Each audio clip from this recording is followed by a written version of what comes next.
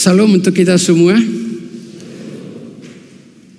Betapa kita berbahagia jikalau pada sore hari ini, malam hari ini kita punya kesempatan untuk sungguh menikmati kehadiran Tuhan. Karena kita percaya Tuhan hadir di tengah-tengah kita, di tengah-tengah ibadah kita, dan akan menyapa kita, memberkati kita, meneguhkan kita melalui secara khusus kebenaran firman Tuhan yang akan kita simak bersama. Beri hati untuk Dia, mendengarkan Dia menyapa engkau. Dari Yeremia pasalnya yang ke-23 ayat yang pertama sampai ayat yang ke-6. Kita akan membacanya secara bergantian, kalaupun hanya 6 ayat tapi relatif panjang. Saya akan mulai dari judul ayat yang pertama, kemudian jemaat ayat yang kedua. Demikian bunyi firman Tuhan. Tunas yang adil bagi Daud. Sungguh celaka para gembala yang membiarkan kambing domba gembalaanku hilang dan terserak. Demikianlah firman Tuhan.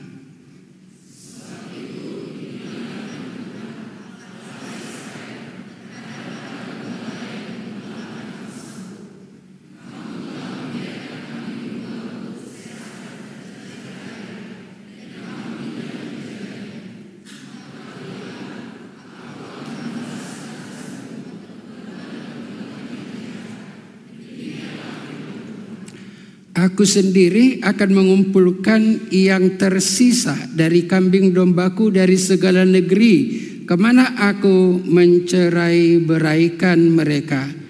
Aku akan membawa mereka kembali ke padang penggembalaan mereka.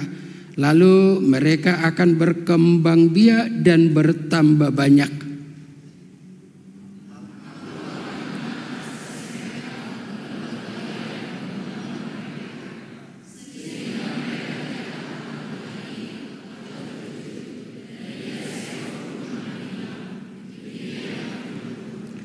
Sesungguhnya aku datang, waktunya. Demikianlah firman Tuhan bahwa aku akan menggembalakan, akan menumbuhkan bagi Daud tunas yang adil. Ia akan memerintah sebagai raja yang bijaksana dan akan melakukan keadilan dan kebenaran di negeri.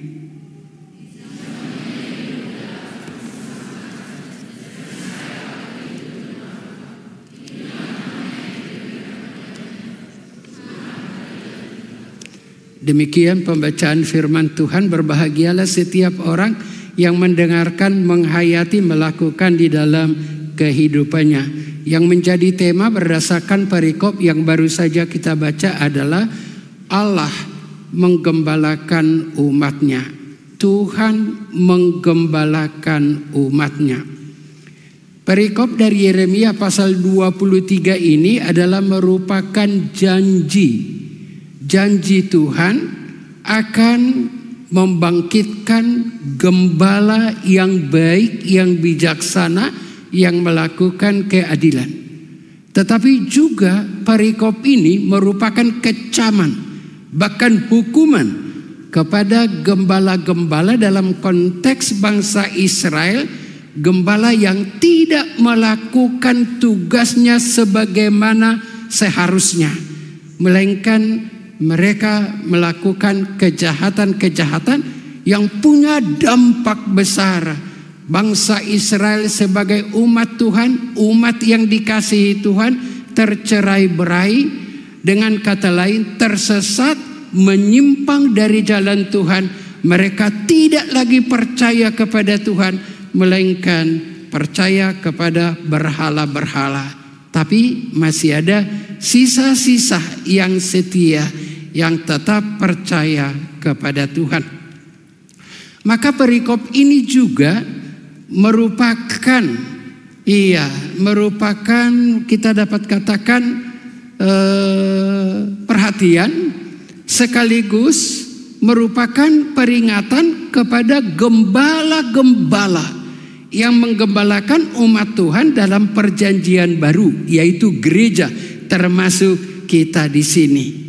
Nah, tentu kita bertanya, Apakah gembala-gembala yang ada di Israel dalam perjanjian lama sama dengan gembala-gembala di dalam perjanjian baru? Mari kita telusuri satu persatu. Kalau kita berbicara tentang seorang gembala, permahan.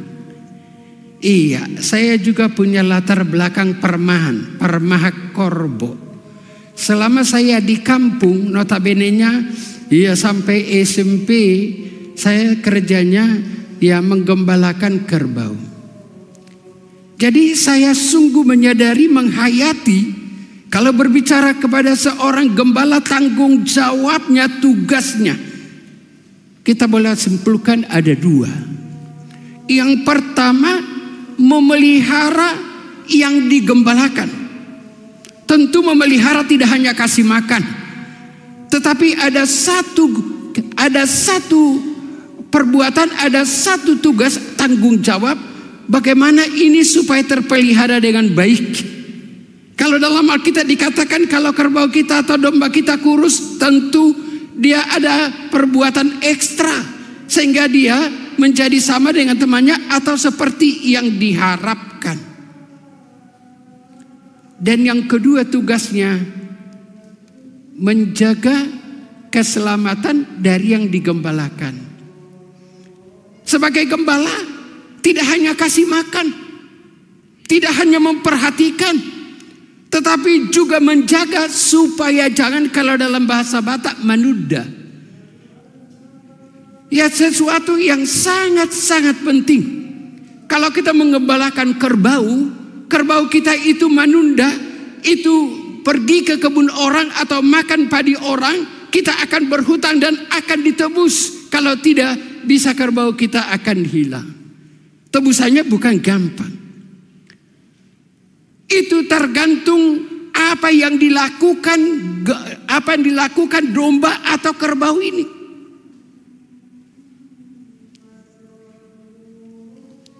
Bapak, Ibu, dan saudaraku yang saya kasihi dalam Tuhan Yesus Kristus. Dan itulah yang dinyatakan oleh Allah sebagai gembala. Gembala umatnya. Dalam PL itu bangsa Israel. Dalam konteks ya perjanjian baru, itulah orang yang percaya. Saya tidak mengatakan orang Kristen. Nanti kita telusuri siapakah yang menjadi umat Tuhan yang dipelihara oleh Allah. Lalu apa rupanya? Siapakah gembala yang jahat, yang melakukan kejahatan, dan apa yang mereka lakukan? Sehingga Allah berkata, aku akan membalas perbuatanmu yang jahat itu. Wah, berarti tidak bisa main-mainkan dengan pelayanan yang Tuhan percayakan. Supaya lebih jelas, kalau kita membaca Hesekiel pasal 34, itu ayat paralel, isinya sama, lebih jelas lagi. Kita boleh mengatakan gembala-gembala yang jahat, yaitu raja-raja yang melakukan kejahatan. Kalau kita menelusuri, memang ada raja yang baik, tapi banyak kan raja-raja di dalam kerajaan bangsa Israel yang diangkat notabene-nya oleh Allah, mereka melakukan kejahatan pemerasan. Lalu di dalam Hesekiel pasal 34 dijelaskan apa yang mereka lakukan. Yang gemuk kamu sembeli, kamu minum susunya, kamu pergunakan bulunya untuk pakaian.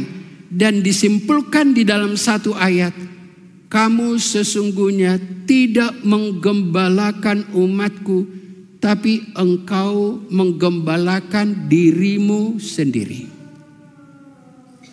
Itulah yang dilakukan oleh raja-raja, termasuk nabi-nabi palsu. Enggak, Tuhan berbicara kepada mereka, tetapi mereka mengatakan sesuatu sesuai dengan keinginan raja. Kalau terjadi sesuatu, raja mengatakan jangan katakan yang sebenarnya. Ulah katakan si tuhuna, tapi katakan si tentengna. Ada di sini orang karo. Itu kan falsafah di daerah kami. Iya, jangan katakan yang sebenarnya, tapi katakan yang sebaiknya. Yang sebaiknya belum tentu yang sebenarnya. Iya, itulah nabi-nabi palsu. Nabi-nabi palsu. Mereka bernubuat, nubuatannya bukan dari Tuhan. Kalau terjadi sesuatu Tuhan berkata demikian, tapi diselewengkan. Iya, nyanyian mereka menyenangkanmu, senangkanmu. Itulah tugas dan apa yang saya sampaikan. Kira-kira begitu nyanyian daripada nabi-nabi palsu. Bukan hanya nabi palsu yang jahat. Para imam yang bekerja notabene-nya di dalam ibadah di bait Allah, mereka juga berlaku curang. Mereka tidak melayani umat yang datang beribadah, tetapi oleh karena something, oleh sesuatu, mereka tidak melayani sebagaimana mestinya. Sehingga bangsa Israel yang notabene-nya datang dari jauh berkumpul di Yerusalem, berkumpul di bait Allah, mereka tidak mendapatkan apa-apa. Karena para pelayan itu tidak melayani dengan sungguh-sungguh. Akhirnya bangsa Israel tercerai-berai sampai hari ini. Ada satu ayat yang ketiga atau keempat. Dan kalau dalam sejarah kegerakan bangsa Israel, inilah yang merupakan nubuatan. Aku akan mengembalikan mereka ke padang ya, di mana mereka harus berada. Dan inilah yang diklaim khususnya bangsa Israel. Kalaupun kita tidak tahu yang mana ini sekarang bangsa Israel yang kembali ke negerinya berdasarkan Alkitab yang mengatakan ini adalah tanah kami yang diberikan oleh Allah, dan Allah mengatakan kami akan kembali ke sana. Tapi itu bukan kita ulas sekarang. Kita kembali kepada makna yang akan kita telusuri bersama. Gembala-gembala itu melakukan jabatannya, tugasnya demi kepentingan dirinya sendiri. Sebenarnya bukan umatku yang kau gembalakan, kau biarkan, bahkan kau siksa dan engkau memeras mereka. Dan itulah yang terjadi dalam sejarah bangsa Israel. Umat Tuhan yang notabene-nya seharusnya menikmati berkat Tuhan, mereka menderita oleh karena perlakuan gembala-gembala yang tadi yang melakukan kejahatan. Akhirnya mereka tersiksa dan tercerai-berai, dan yang paling kejam, mereka berbalik kepada Tuhan, berpaling kepada Tuhan, berpaling dari Tuhan, ya, dan menyembah berhala-berhala. Akibatnya apa? Tuhan tidak tinggal diam, Dia menghukum bangsanya. Bangsa Israel mengalami hukuman daripada Allah oleh karena perbuatan-perbuatan yang sebenarnya harus menjaga dan memelihara bangsa Israel sebagai umat Tuhan. Ini merupakan satu perenungan dalam konteks sekarang ini yang namanya gembala. Kalau kita bertanya siapakah gembala yang menggembalakan umat Tuhan dalam perjanjian baru, kita membaca dalam 1 Petrus 5 ayat 1, ayat 2 dan juga ayat seterusnya. Petrus mengatakan kepada penatua-penatua, gembalakanlah domba Allah yang ada padamu, bukan dengan paksa tapi dengan sukarela, tidak mencari keuntungan diri sendiri tetapi pengabdian diri. Pengabdian diri. Kalau kita renungkan sejenak, mengapa terjadi masalah di dalam gereja? Di dalam kaitan pemilihan penatua, presbiteros. Presbiteros yang dimaksud tidak hanya yang punya jabatan dalam gereja, tetapi setiap orang yang punya kesempatan dan tanggung jawab melayani Tuhan. Termasuk singer, liturgos, iya, liturgos, MC, semua yang punya bagian, mempunyai bagian dalam melayani Tuhan. Perlu kita bertanya, Mengapa pemilihan penatua terjadi kampanye? Lihat kita di pusat, pimpinan sinode. Iya, kampanyekan para pendeta. Kenapa? Berarti dia punya keinginan demi kepentingannya. Kalaupun tidak mendapatkan yang namanya materi, tapi termasuk materi juga apa yang dikatakan jabatan yang berhubungan dengan hasangapun atau berhubungan dengan prestise. Apa tujuannya sehingga dia kampanye, bahkan dia berjuang untuk mendapatkan pelayanan jabatan dalam gereja? Berarti there is something. Kalaupun tidak jelas melayani dalam gereja jadi sintua, calon sintua mang ya. Kalau dari segi materi ada yang nggak dapat, enggak ya. Tapi mengapa amang mau jadi sintua? Panggilan hati. Amin. Benar ya. Iya. Satu kali saya melayani pembinaan di para penatua, sintua. Mengapa Bapak Ibu mau mengambil bagian dalam pelayanan sebagai penatua? Enggak tahu lah mang. Yang berulang kali pendeta datang ke rumah membujuk-bujuk supaya aku jadi sintua, kata yang satu. Pertanyaan yang kedua, apakah Bapak Ibu sebagai penatua rasa sukacita dan bahagia? Seorang ibu nyelutuk, buat mamang bainon, las roha bahagia iba, gabis tua, olah kata hata do. Berbahagialah orang yang mengerti, yang tidak mengerti lebih berbahagiaan lagi.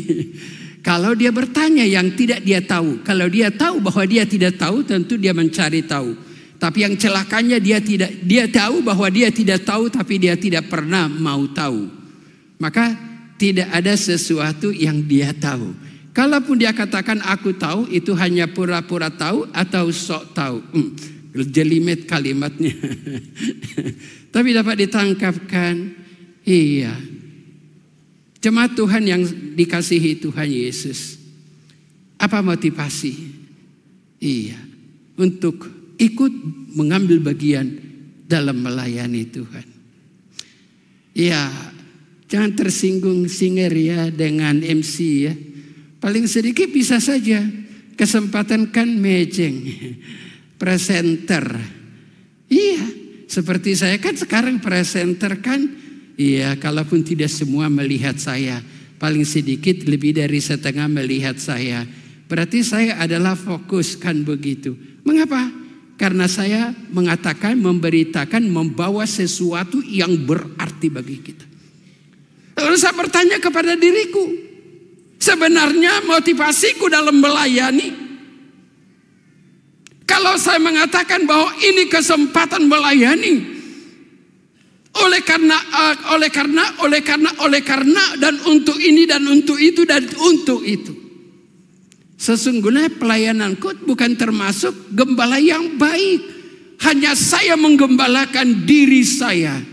Dan ini menjadi tantangan bagi para pendeta dan pelayan ya pada zaman sekarang ini. Apa yang disebut market oriented. Mengerti market oriented? Kalau kita berbicara tentang pasar, berarti kita berbicara untung rugi. Lebih kasar lagi, ada banyak hamba Tuhan sekarang ini money oriented. Dia pikirkan menerima pelayanan, apakah ini sesuatu yang menguntungkan atau tidak. Apakah semua punya prinsip pelayanan itu kan? Melayani. Minggu yang lalu saya melayani, gak usah sebut, 2 kali ibadah di dalam gereja itu. Lalu ibadah pagi saya melayani hanya 11 orang. 11 orang. Coba bayangkan dibandingkan dengan kita di sini. Kira-kira gimana lah perasaan melayani 11 orang. Kan begitu. Tetapi bagi seorang hamba Tuhan melayani ratusan bahkan ribuan orang. Dengan melayani hanya beberapa orang, pada prinsipnya sama. melayani Tuhan. Melayani Tuhan. Sehingga dia tidak melihat kenyataan, tapi tetap punya prinsip melayani Tuhan. Jemaat Tuhan yang saya kasihi dalam Tuhan Yesus Kristus, janji ini digenapi. Allah sendiri, Tuhan sendiri menggembalakan umatnya. Waduh. Dan ini digenapi Tuhan di dalam Tuhan Yesus Kristus. Itulah sebabnya Yesus menyatakan dirinya, akulah gembala yang baik. Dalam Yohanes pasalnya yang ke-10. Yesus kan adalah Allah. Allah yang menyelamatkan, yang bersama dengan kita. Dialah Allah. Dialah gembala. Dialah gembala kita. Karena kita adalah umatnya. Tapi tunggu dulu. Siapakah yang dikatakan umat Allah itu? Yang menjadi domba. Yang menjadi domba pemeliharaan oleh Allah. Yang dipelihara oleh Allah. Siapakah gembala di dalam gereja pada masa sekarang? Saya sudah singgung tadi. Iya. Ke dalam Alkitab, ya pertama presbiteros, penatua. Tapi ada juga penilik, ada juga diakoni. Dan ada jabatan-jabatan di dalam gereja. Ada berbagai-bagai jabatan karena ada berbagai-bagai pelayanan. Saya katakan tadi termasuk yang memimpin ibadah kita. Itu adalah presbiteros. Itu adalah pelayan, gembala yang dipercayakan Tuhan untuk memimpin satu kegiatan. Tujuannya hanya satu. Iya, untuk kemuliaan nama Tuhan dan rangka pemeliharaan dari umat Tuhan.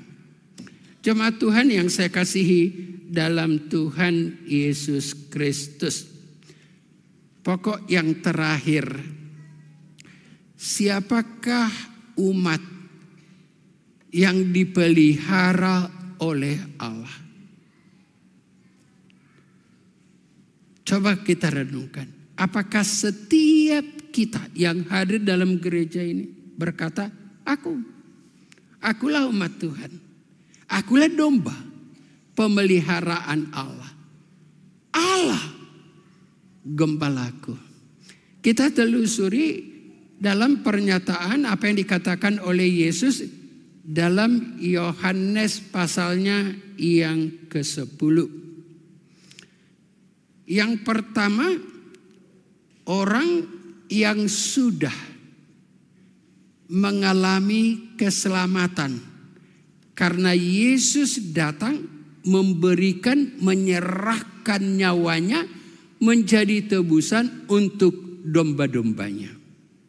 Dengan tegas, yang tergolong umat Allah, yang dipelihara oleh Allah, yang merupakan domba binaan, domba peliharaan Allah, adalah orang yang sudah mengalami karya keselamatan, bahkan kepastian keselamatan, sehingga dia sudah mengenal Allah dan Allah mengenal dia. Kalau dalam konteks Yohanes 10, gembala itu memanggil domba-dombanya dengan namanya. Aku mengenal domba-dombaku. Coba tanya dirimu, apakah kamu dikenal Tuhan?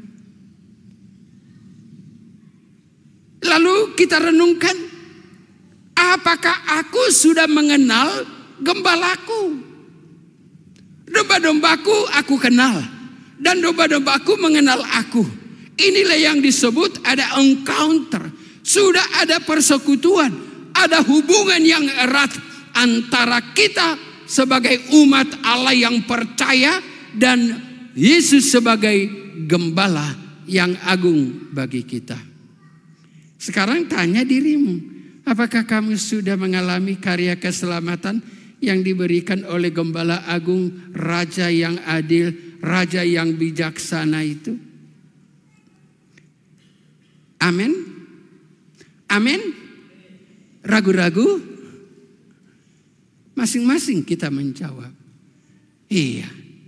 Kalau aku belum mengalaminya berarti aku tidak termasuk umat yang dipelihara oleh Allah. Saya tidak bisa mengatakan bahwa Yesus adalah gembalaku, Allah adalah gembalaku. Menyanyikannya bisa, tapi untuk mengalaminya enggak. Tidak semua orang yang mengaku percaya sudah menjadi umat Allah. Hanya orang yang sudah mengalami karya keselamatan. Dan yang kedua, gembala berbeda dengan gembala. Dulu saya, kalau gembala, di perjanjian lama dan dinyatakan oleh Yesus, gembala berjalan di depan. Lalu domba-dombanya mengikut. Mengapa mereka mau mengikut? Dinyatakan dalam ayat-ayat Yohanes 10 ini, mereka mengenal suara gembalanya.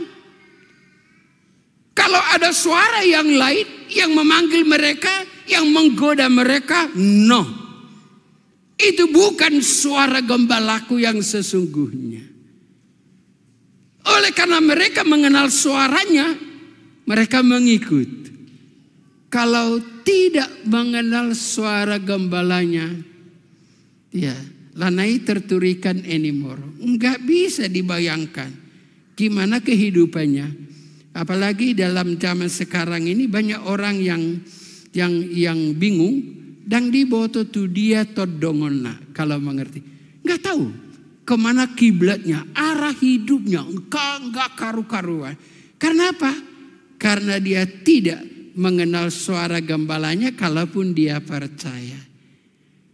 Tapi bagi orang yang sungguh, kita pakai istilah familiar. Familiar dengan suara gembalanya.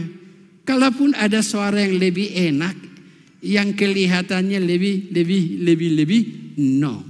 Dia punya prinsip dalam hidupnya, aku mau ikut gembalaku. Karena gembalaku lebih tahu yang terbaik bagiku.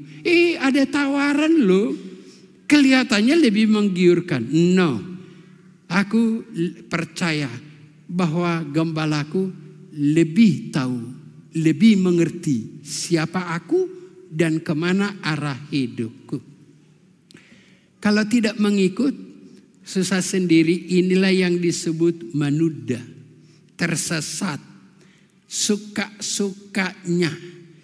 Lalu supaya kita familiar dengan suara gembala kita, suara Tuhan. Inilah yang kita lakukan.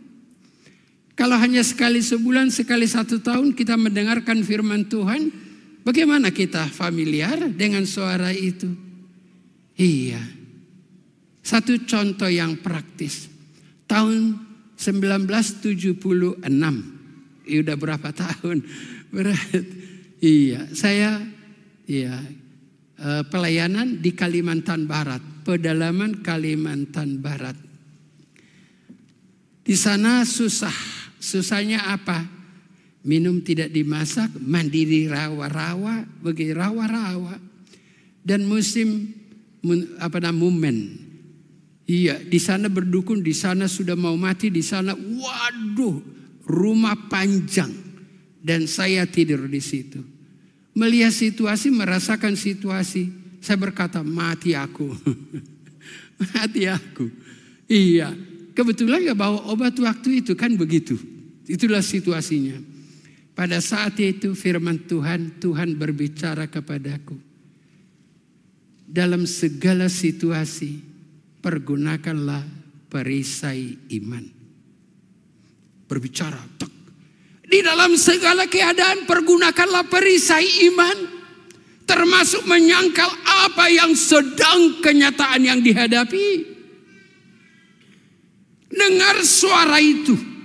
Dan suara itu memberikan ketentraman. Gak jadi mati. Tapi ada satu ketentraman. Gak terkejut. Gak khawatir. Bahkan bisa menolong orang yang sedang sekarat. Luar biasa kan? Mengapa itu? Karena memang sudah terlalu biasa dengan ayat itu. Sehingga pada saat tertentu berbicara. Pengalaman setiap orang yang percaya bisa sama. Hal yang mengejutkan lagi, ada 2 orang perempuan yang melayani satu desa. Mereka membakar jimat dan juga patung-patung. Kalau di Kalimantan Barat pada saat itu tahun 76 itu membunuh orang pakai tiup-tiup. Iya, ditiup.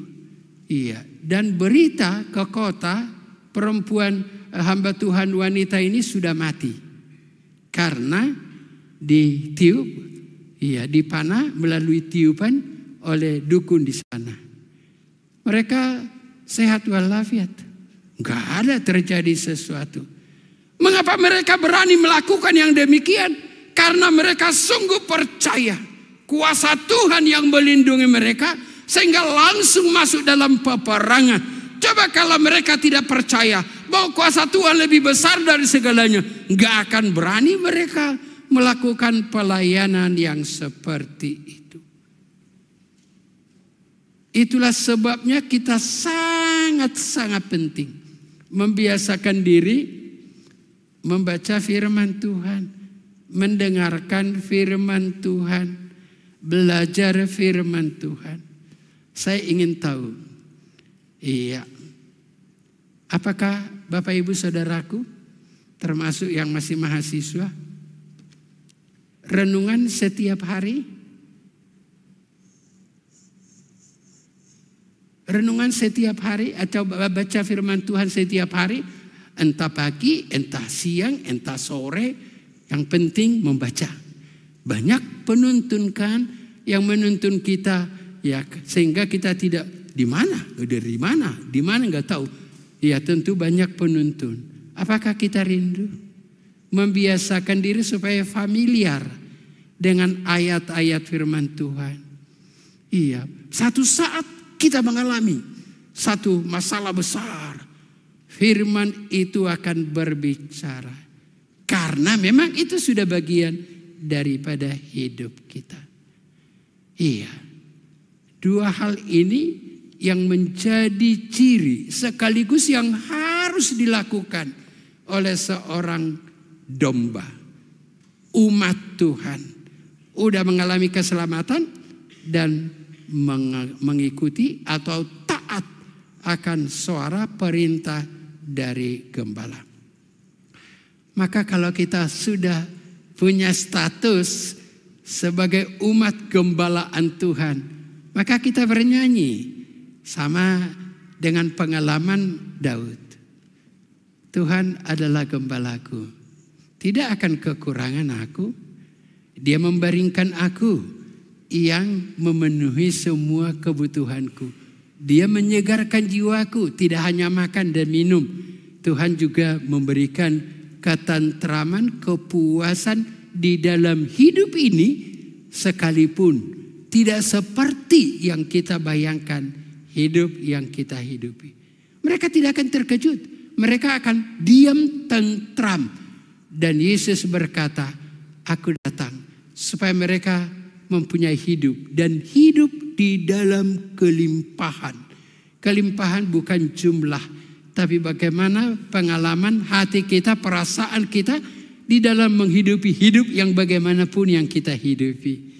Khusus yang mahasiswa, gelisah kan, terlalu banyak tuntutan kan. Iya, tapi kalau kita sungguh percaya Tuhan memelihara gembala, Tuhan akan memberikan ketenangan. Ketenangan, bahkan hikmat di dalam menghadapi tiap tuntutan. Belum lagi dosanya, belum lagi ini, belum lagi ini. Tapi Tuhan menolong kita sehingga kita tidak hidup dalam ketakutan, dalam stres begitu, tekanan. Tapi kita menikmati hidup sebagai mahasiswa. Sesuatu yang indah. Sesuatu yang indah. Karena tidak bisa ya semuanya menjadi mahasiswa kan begitu. Jadi kita merasakan sesuatu yang tidak mungkin bisa ciptakan sendiri. Tapi itulah Tuhan berikan kepada kita. Setiap kita berkata, Tuhan adalah gembalaku, maka aku akan menikmati pemeliharaannya di dalam hidupku. Amin. Kita berdoa.